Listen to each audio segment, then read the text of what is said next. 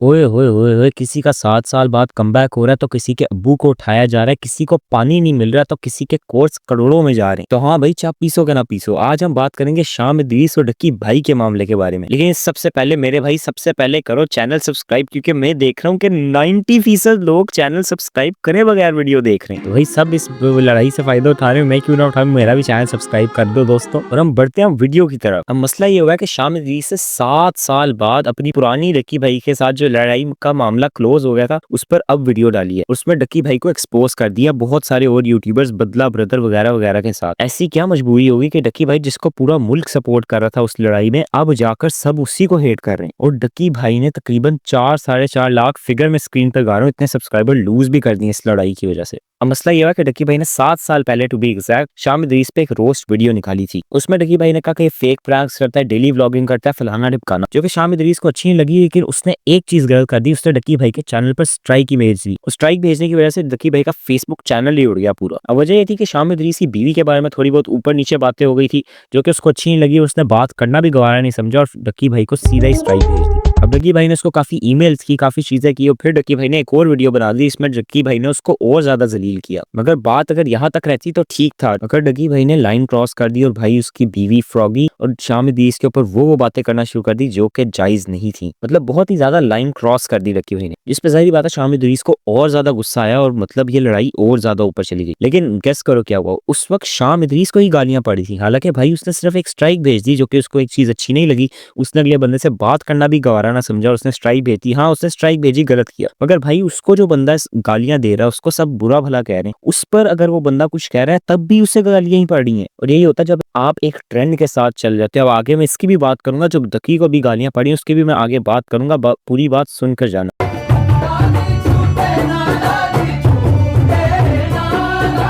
लेकिन ट्रेंड की ये बात है कि जब छोटे छोटे लड़के टीनेजर्स इन चीजों में मुलव्विस हो जाते हैं, तो वो ये नहीं देखते अगला बंदा सही कह रहा है, अगला बंदा गलत कह रहा है, तभी कहते क्रिटिकली एनालाइज करना सीखना चाहिए चीजों को। अब लोंडे लोग सिर्फ ये कहते हैं सब डक्की भाई के साथ हैं, डक्की भाई जो बोलेगा सही है, उसी की बात को डिफेंड करना है। शाम इदरीस गलत ही गलत है, और यही हुआ। डक्की भाई गालियां दे रहा था, गंदी बातें कर रहा था, तब भी डक्की भाई को किसी ने कुछ नहीं कहा और शाम इदरीस ही विलन बना हुआ था। लेकिन यहाँ पर ये एक ट्विस्ट आया कि शाम इदरीस ने कोशिश की डक्की भाई से मिलने की, जो कि डक्की भाई तब वही एक ही बात है, फ्यूरियस हुआ था। उसका चैनल फेसबुक का मतलब अकाउंट उड़ा हुआ था। डक्की भाई जब जैसे कि वो कहते हैं, उन्होंने पहले उससे मिलने से इनकार कर दिया। मगर शाम इदरीस एक तरह से अपनी इमेज क्लियर करने के लिए पाकिस्तान भी आया। लेकिन उसके बाद ये हुआ कि शाम इदरीस अपनी इमेज क्लियर करने के लिए पाकिस्तान मीटअप पे आया। वहां पर भी लोगों ने डक्की डक्की के नारे लगाए, और एक चीज वहां पर यह बुरी हुई कि उसकी बीवी फ्रॉगी के ऊपर हाथ उठाया गया। अब डक्की इस चीज को इस तरह भी कवर कर सकता था कि बेशक उसके फैंस ने किया, गलत किया, और शाम इदरीस के साथ या उसकी बीवी के खिलाफ इस तरह की बातें नहीं करनी चाहिए। बल्कि उल्टा वहां पर यह बहस शुरू हो गई।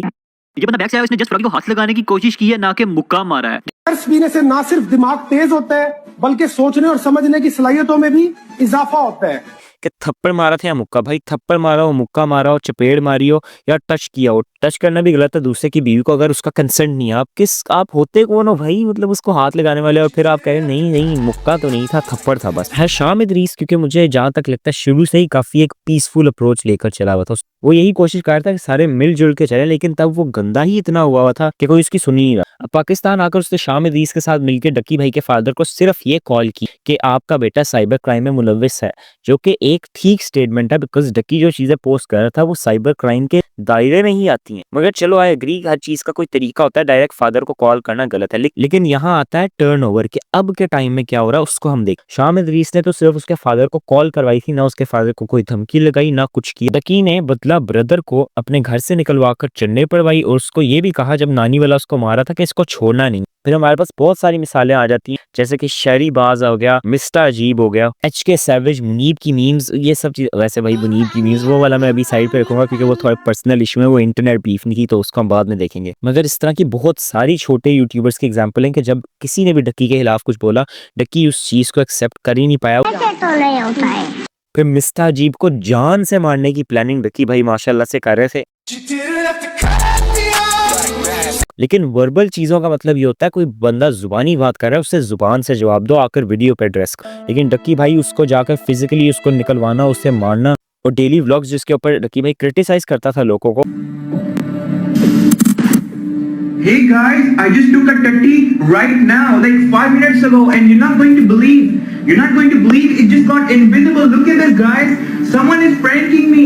डकी भाई वही डेली व्लॉग्स बनाना शुरू होगा और इस कदर ज्यादा बनाना शुरू होगा कि अब आवाम तंग आई और ये इंटेंस हीट वेव हेट करने की तब स्टार्ट हो गई जब डकी भाई ने अपना कोर्स निकाल दिया, जो कि ऑफ कोर्स नदीम नानी वाले और रजब भट्ट के साथ मिलके निकाला था। नदीम नानी वाले की इमेज तो आपको वैसे ही पता, भाई मुझे वैसे पता नहीं है बंदा फेमस क्यों है, ये तो बस फड्डों में पढ़ पढ़ के फेमस हुआ है। डॉली में तुझे ये कर दूंगा, डॉली मेरे से शादी कर ले, तब इसकी डकी से दुश्मनी थी कि डकी और मेरी और डॉली की शादी पे आएगा। ये ऑनेस्टली पता नहीं कहाँ चल रहा है, बस जो ट्रेंड चल रहा होता है उसमें जाके कहता है भाई मैं आई कम इन। अब मसला ये हुआ भाई कितने सारे कोर्सेज है मार्केट में, इन्हीं के कोर्स के ऊपर क्यों क्रिटिसिज्म हो रहा है मैं बताता हूँ। सबसे पहली वजह यह है जो भी मार्केट में सिखा रहे हैं, जैसे भी कोर्स हैं, जो भी अच्छे बुरे हैं, वो एटलीस्ट वो हैं, जैसे अनस अली कह लो, जो मर्जी कह लो, वो कोर्सेज वो हैं, वो एटलीस्ट एक स्पेशलाइज्ड बंदा रख रहे हैं जो वो चीज सिखा रहा है। डकी के कोर्स में क्या है, ई कॉमर्स डकी खुद सिखा रहा है, क्रिप्टो भी डकी ही सिखा रहा है, ट्रेडिंग भी डकी ही सिखा रहा है, कोई स्पेशलाइज्ड प्रोफेशनल नहीं है जो कि आपको सिखाएगा वो चीज। हाँ आई एग्री कि भाई डकी का बहुत ज्यादा एक्सपीरियंस होगा क्रिप्टो के अंदर, मगर ई कॉमर्स के बारे में तलहा रिव्यूज ने आपको बताया कि डकी इससे खुद पूछता था अभी कुछ टाइम पहले और डकी को खुद भी नहीं पता वो क्या कर रहा है। तलहा रिव्यू से याद आया कि मसला तब हुआ जब इनके इसी कोर्स को तलहा रिव्यूज ने एक्सपोज कर दिया। वहां पे तलहा रिव्यूज के फादर को उठाना, ये करना, वो करना, इन सब चीजों ने कंट्रीब्यूट किया एक अल्टीमेट हीट वेव में, जो कि अब डकी भाई के ऊपर डायरेक्टेड है क्योंकि शाम इदरीस ने अपनी वीडियो निकाली। अगर शाम इदरीस अपनी वीडियो ना निकालता तो ये जो इतने सारे सब्सक्राइबर लूज किए डकी भाई ने, ये ना होता, क्योंकि भी बेगैरत है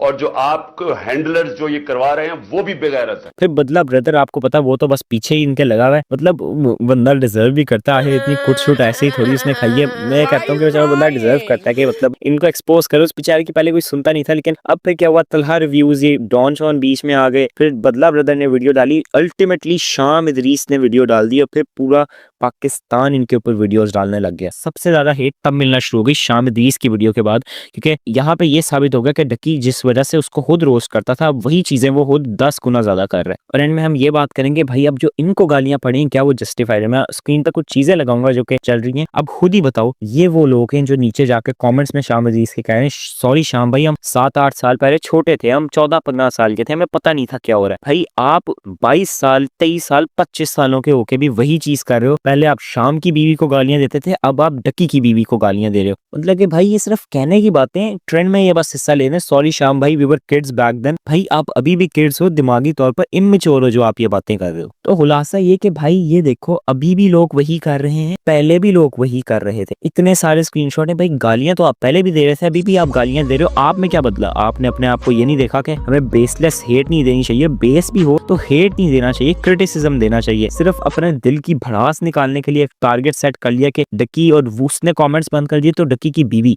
मतलब भाई जिस बंदे का उस चीज से ताल्लुक ही नहीं है आप उसको जाकर गालियां दे रहे हो। तो इन शॉर्ट मेरे हिसाब से गालियां किसी को कभी भी देना जस्टिफाइड नहीं होगा। तब भी लोग गालियां दे रहे थे जिसकी वजह से वो अब पछता रहे हैं, और अभी भी वो वही काम कर रहे हैं और वो बस अपने आप को ये बेटर फील करवाना चाह रहे हैं कि हम तो गलत बंदे को गालियां दे रहे हैं। तो भाई बड़ी हैवी में बात बोलने रहता हूँ, शायराना जरा माहौल हो जाए। हाय हाय हाय, कत्ल करने वाले को कत्ल कर देना, कत्ल करने वाले को कत्ल करना, कत्ल करने वाले के कत्ल से छोटा कत्ल नहीं है। ओए होए, क्योंकि जिंदगी तो एक इंसान की ही जा रही है। बहुत शुक्रिया दोस्तों। तो दोस्तों यही मैसेज रहेगा, प्यार बांटो, प्यार से रहो, प्यार करो, मुझे प्यार दो। ठीक है दोस्तों, मेरा चैनल सब्सक्राइब नहीं हो रहा, मैं चैनल सब्सक्राइबर नहीं बारे दोस्तों, प्लीज सब्सक्राइब करो दोस्तों। खैर मैं मिलूंगा तुमसे पिछली वीडियो में, तब तक के लिए अल्लाह हाफिज and I am off now.